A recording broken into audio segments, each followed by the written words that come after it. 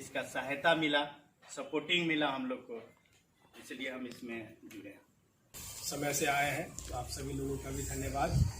और जो हम इसमें जुड़े हैं तो सबसे पहले जो सतीश जी हैं वही थे इसमें, उसके बाद आपको बताया था, तो उनके थ्रू हम लोग ऐसे सब लोग अभी हैं।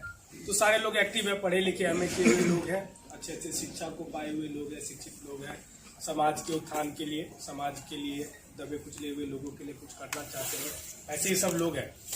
तो हम लोग कुछ करना चाहते हैं और ये एक अच्छा प्लेटफॉर्म हम लोगों को मिला है, भारतीय मानव अधिकार परिषद, जिस पे हम खड़े होकर, जिस प्लेटफॉर्म पर हम खड़े होकर हमारे समाज के लिए, समाज के दबे कुचले हुए लोगों के लिए कुछ कर सकते हैं और करना भी चाहते हैं।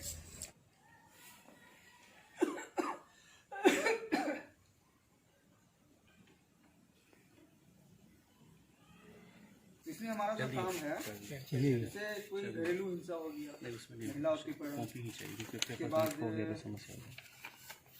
बाल श्रम, बाल विवाह, बाल मजदूरी, धोखाधड़ी, वरिष्ठ नागरिक को जो है उनका न्याय नहीं मिल रहा है, उनको कुछ परेशानी हो रही है उसके लिए। उसके बाद अनाथालय में अगर कहीं कोई कमी है तो वहाँ पे हम लोग जाकर के उनका जो भी कमी है उसको पूरा कर, डेड बॉडी, अब वहाँ पे उसका कोई देख रेख नहीं हो रहा है, कोई नहीं कर पा रहा है। तो अब हम इंतज़ार ये नहीं करेंगे कोई आकर अगर हम जो है कोई कर नहीं रहा है, तो इस अवस्था में हम लोग सबसे पहले आगे बढ़ के, अगर अपने पास में अगर थोड़ा बहुत अगर कुछ रकम है तो ठीक है, नहीं है तो अपने मेंबर से ही अगर थोड़ा सा कर लिए, या फिर अगर दो चार जो भी ऐसे गुणमान आदमी है तो उनसे लेकर अगर हम लोग इकट्ठा करके अगर उसका क्रियाक्रम अगर हम लोग कर लेते हैं, लावारिस लाश जो है, तो वो भी हमारे संस्था में आता है, उनकी भी हम लोग जिम्मेदारी उठाते हैं। और फिर मान लीजिए कोई ऐसा गरीब बच्चा है जो पढ़ना लिखना चाह रहा है और वो नहीं पढ़ पा रहा है, पढ़ने की कोशिश है, हिम्मत है, पढ़ने का हौसला है, अब वो अपने घर से थोड़ा सा मजबूर है, नहीं पढ़ पा रहे हैं, तो उनको भी आगे बढ़ाने का काम हम आप कर सकते हैं। ये भी हमारे पास एक हिस्सा है काम करने का। दूसरी बात कि जैसे कहीं अब महिला उत्पीड़न हो रहा है, घरेलू हिंसा है, अब उनका पति या उनकी सास जो है उनको परेशान कर रहा है, तो उस अवस्था में वहाँ पे वो एक आवेदन देंगी मानवाधिकार को, जो जिलाध्यक्ष है वहाँ के जिलाध्यक्ष को, तो उसके उपलक्ष्य में जो है वो हमारे प्रशासन से जाकर मुलाकात करने के लिए कोशिश करेंगे। जो वहाँ के थाना प्रभारी हैं वो अपना आवेदन लेके वहाँ जाने के बाद उनसे वहाँ जा करके उनको मिला जाएगा।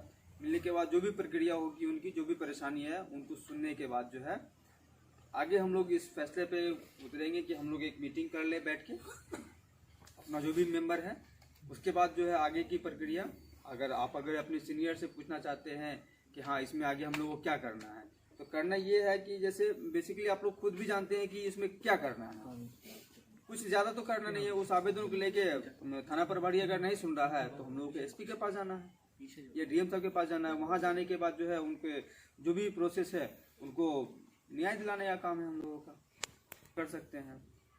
बाकी सारा डिटेल तो समाज सेवा तो लगभग सभी लोग जानते ही हैं कि क्या है समाज सेवा।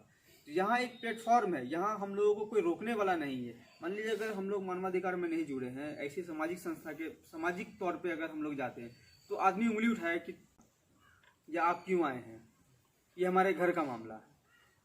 तो अगर हम इस टीम को लेकर जाते हैं तो वहाँ पे कोई उंगली नहीं उठाएगा, कोई ये नहीं पूछेगा कि आप क्यों आए हैं, क्योंकि मेरा अधिकार है। हम वहाँ जाएंगे, हम उस मसले को हल करेंगे। अगर वहाँ नहीं हो रहा है तो हम उसको ले करके थाना के पास जाएंगे, अगर थाना नहीं सुन रही है तो हम उससे आगे बढ़ेंगे।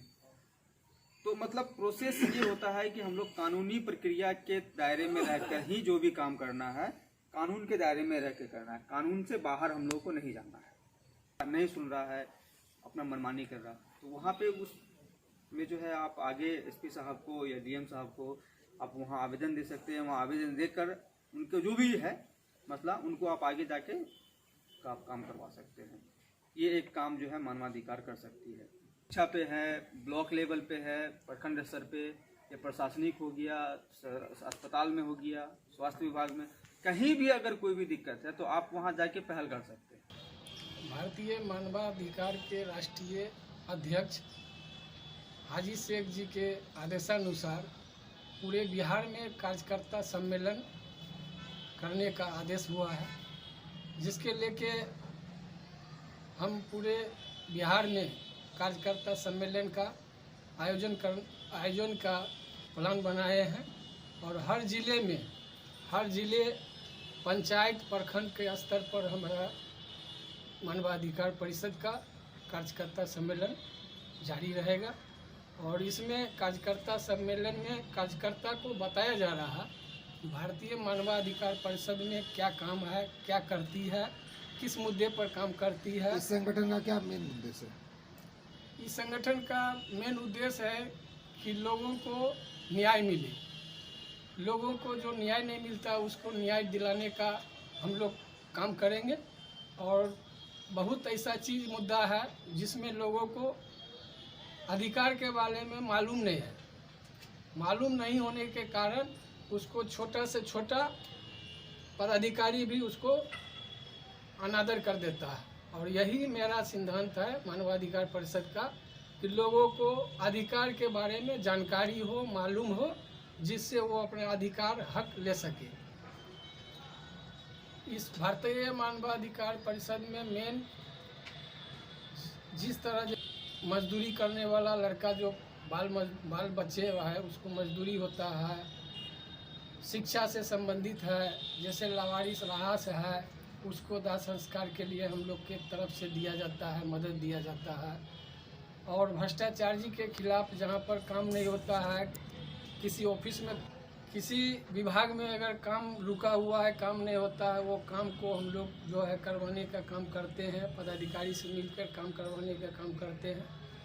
और मेन उद्देश्य यही लेके हम लोग कार्यकर्ता सम्मेलन को आह्वान किए हैं। और आज मधुबनी जिला में कार्यकर्ता सम्मेलन का आयोजन हुआ था और इसके लेके हम लोग जो है यहाँ से पूर्णिया से मधुबनी जिला गए, वहाँ कार्यकर्ता सम्मेलन किए। और हम विशेष रूप से लोगों से आह्वान करेंगे कि सरकार का जो निर्देश है मास्क लगा के चले और पुलिस प्रशासन को सहयोग कर। तमाम बिहार वासी एवं मधुबनी जिला वासियों को नए वर्ष की शुभकामनाएं देता हूं और 26 जनवरी का भी शुभकामनाएं देता हूं। क्या परिचय हुआ आपका? अरविंद महतो, कार्यकारिणी अध्यक्ष, भारतीय मानवाधिकार परिषद।